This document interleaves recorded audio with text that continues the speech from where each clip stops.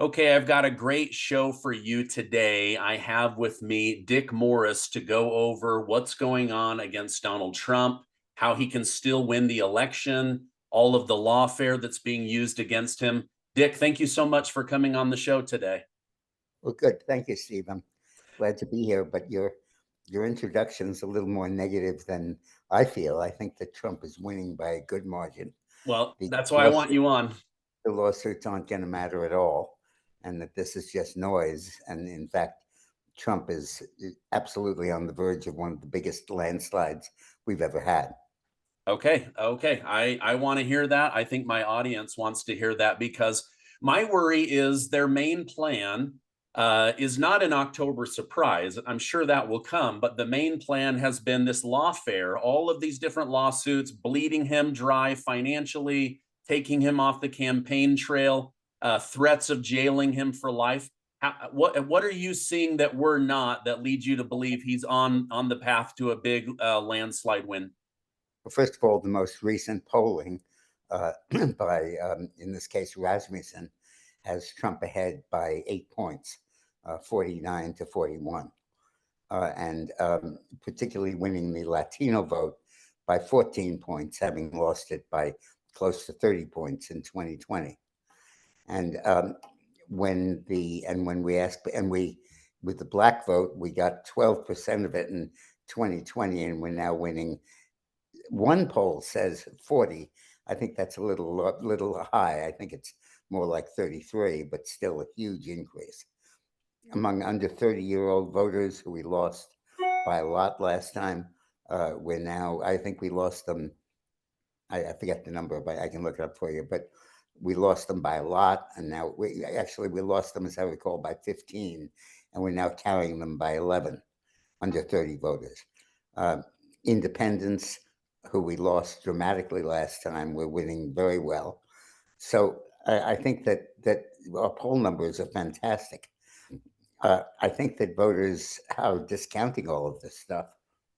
They believe that they know that it's partisan. They know that it's not the judicial system at work; it's the political system at work. And frankly, I believe these charges are, in a sense, helping Trump. First of all, I think they trigger a backlash. They frame the concept and make it clear that the establishment hates him and fears him and is doing everything it can to stop him. And secondly, it sucks all the air out of the room. There's no time for anyone to talk about anything else.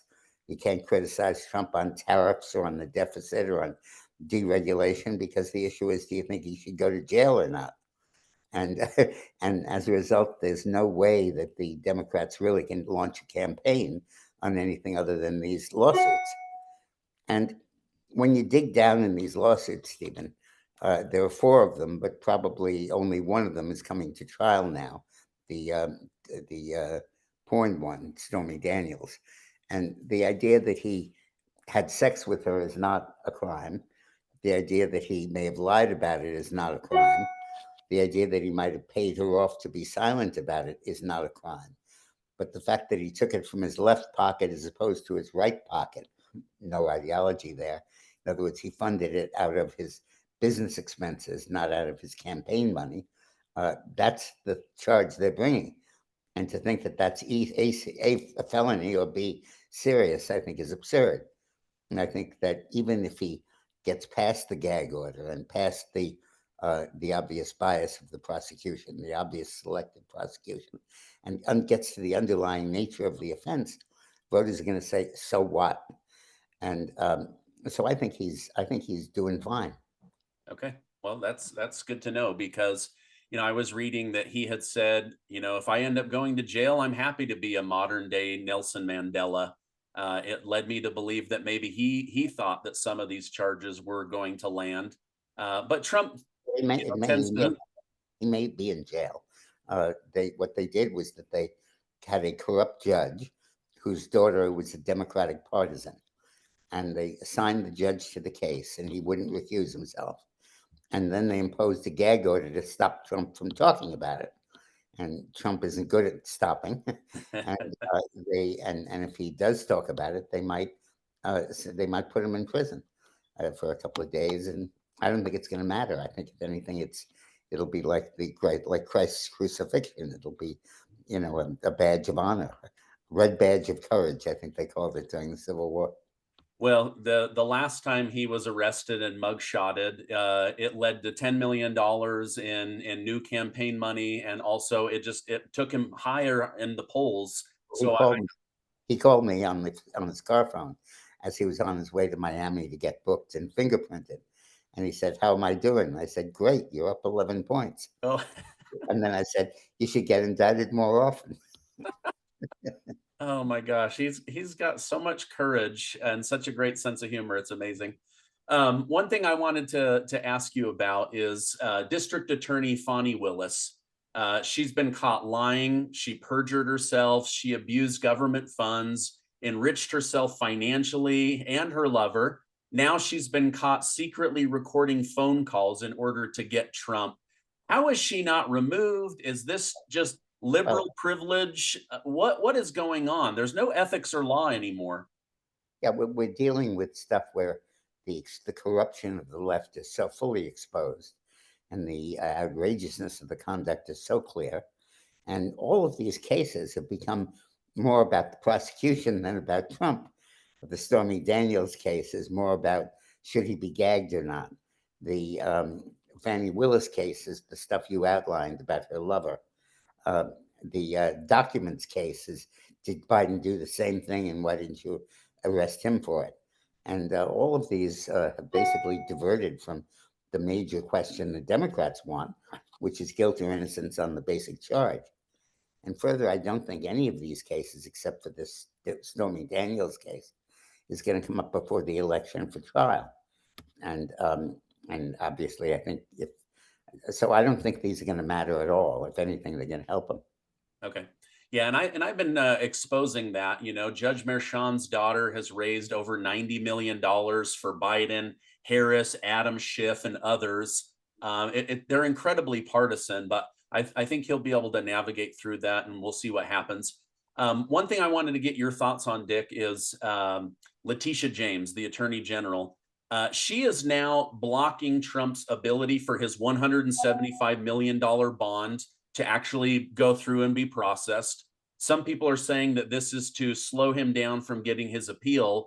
While I'm also reading that others are saying no, behind the scenes, she's actually getting all the paperwork in order to start confiscating his assets. If she starts taking his property, what do the American people do? What would be the reaction? Well, I think the first thing that'll happen is that the court will. The court has, I think, already reduced the size of the verdict from 450 million to 150 million, and that's a small amount. Trump can raise that any day, and I think that I don't think that case is going to have the lethality that it did when the jury went so crazy with its verdict.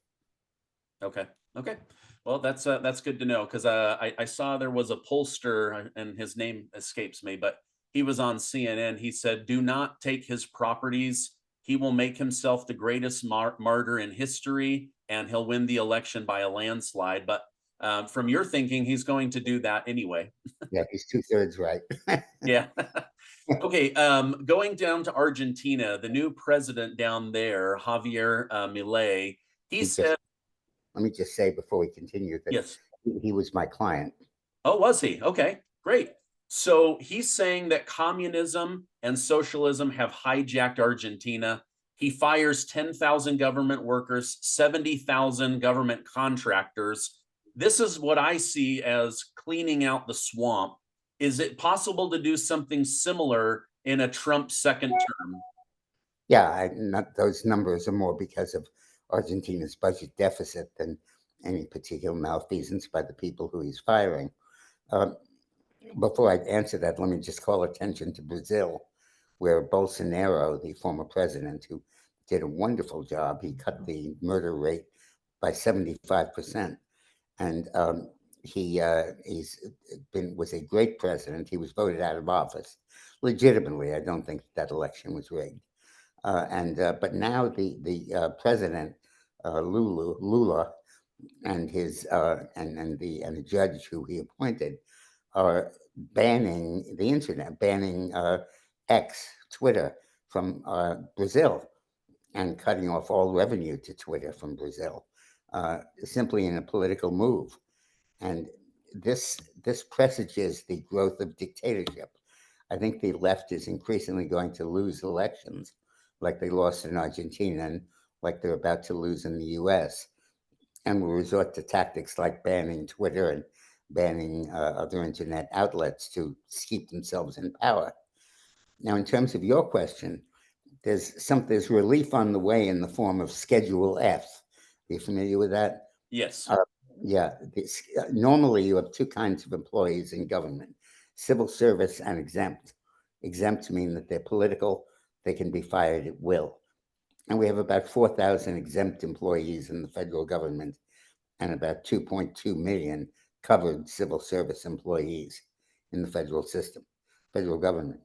And what Trump is doing is proposing a legislation to impose Schedule F, which would be a new schedule, sort of a third tier there, who would be people who are involved in policymaking and they may be fired or removed or transferred at the will of the executive. And this is a crucial element in dismembering the deep state.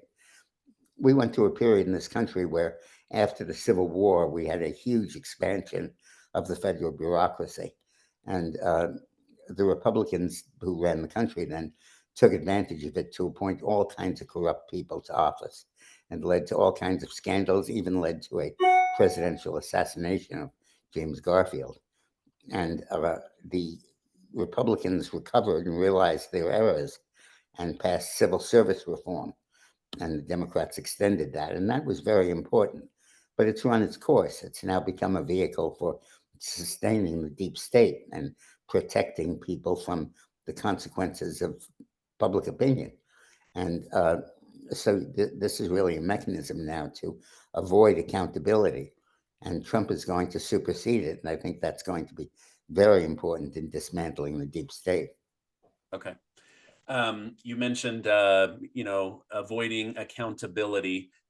You also mentioned earlier in the show that Biden is starting to lose among younger voters. Trump is picking that up. Yesterday, the Biden administration said, screw the Supreme Court and trying to block us from buying votes. I mean, forgiving student loan debt. Do you think that the timing of this has to do with trying to buy votes in November by forgiving student loan debt for voters? Of course it does, and obviously it does. And Biden is fighting very hard on this. I don't think he's going to succeed either in forgiving the loans or in getting the votes. I think the reason that the Gen Z, which is under 25, and millennial, which is 25 to 40, are turning on Biden, and Gen Z is turning on in massive numbers, is because of the invisible scar left by the lockdowns. I think that people who are under 25 were blocked from their athletic careers. They couldn't go out for teams. They were blocked from dating. They were blocked from starting their careers. In many cases, blocked from moving out of their mother's basement. And they have suffered the boot of tyranny in a way that most Americans have not. And then it turns out this was all irrelevant because young people weren't getting COVID. And the people who you were knocking off the football fields and disqualifying had no role in spreading the disease. And young people have seen this now. And as the victims of tyranny, they understand how vicious the deep state can be. So I think that's the reason that it's shifting. Also, obviously, the employment situation is hurting young people more than anyone else because they don't have the traction in their careers. I'm just going to stay with you, but I'm going to go to another video on my end just so I can quote some real numbers to you. Okay. Um, just bear with me a moment. Well, I'm not skilled enough, but Trump has gone from winning from in 2020, losing the votes of Gen Z voters by about 15 points to now winning them by about 10 points.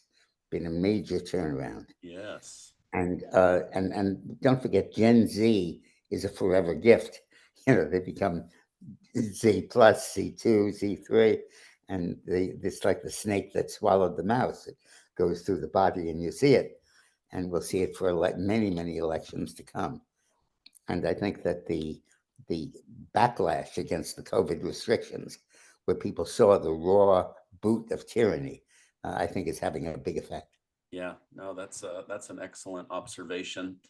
Couple more questions. I appreciate you coming on. Jamie Raskins is trying to whip enough votes in order to get Congress to label Donald Trump as an insurrectionist so that they can remove him from the ballot on a national level. Is this also just a waste of time, another Democrat idea that will go nowhere? Yeah, it's another soundbite. It's another press release. But the Supreme Court's foreclosed that. And nothing's going to open it. Okay. Okay. That was my worry, was that they opened the door for him to do that. But you're saying that this is just all talk because ultimately the Supreme Court's decision against Colorado will cover Trump. Yeah, and they would need to pass both houses to do that. I think by 2/3 in some cases. I don't think that's just a fantasy. Okay. Gotcha. Okay. Okay. Final question here. How dangerous is it to remove immunity from a US president? And are Democrats being short-sighted? Because couldn't this open up liability for Biden and Obama as well as future Democrat presidents? Well, future presidents. Let's bear in mind how presidential immunity started. It started with a subversive named George Washington, and he was president, and he had negotiated a treaty with the British called the Jay Treaty by John Jay, the future Chief Justice of the Supreme Court. And the treaty caused tremendous opposition in the U.S.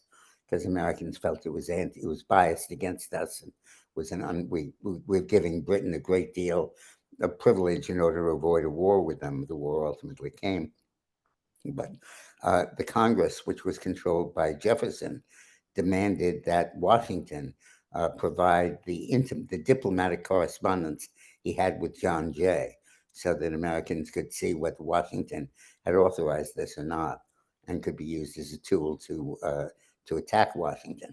And Washington said, "Hey, wait a minute. When I get advice from a member of my cabinet or a member of my or close advisor, you don't have the right to see that advice. You can see what I did, you can see the actions I took, but not the advice I was given. And if you demand to see it, nobody's going to give me advice because they're all going to be worried about being dragged through public opinion." So he asserted the doctrine of executive privilege in really the first year or two in office. And since the foundation of our republic, that's been a very important element. And the free flow of advice to a president is very important. Um, I've represented Bill Clinton when he was in office, and I didn't want my advice to him to be published. I wouldn't have given it if it were. And I think that so. I think this is pernicious, the lifting of presidential privilege.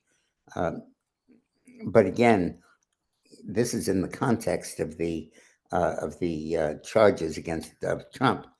And I don't think that we need executive privilege to beat those charges.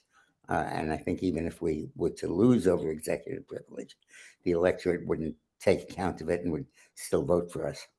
Okay. Interesting.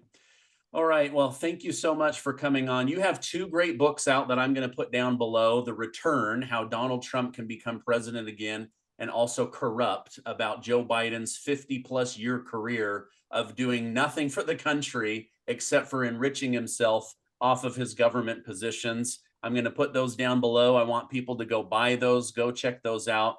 Dick Morris, you are a treasure to this country. Thank you for everything you're doing. I know that Trump leans on your advice. You have a brilliant mind. You have the ability to see through the fog of war. I want to thank you again for coming on. I hope you have a great rest of your day. Very nice of you. Thank you, Stephen.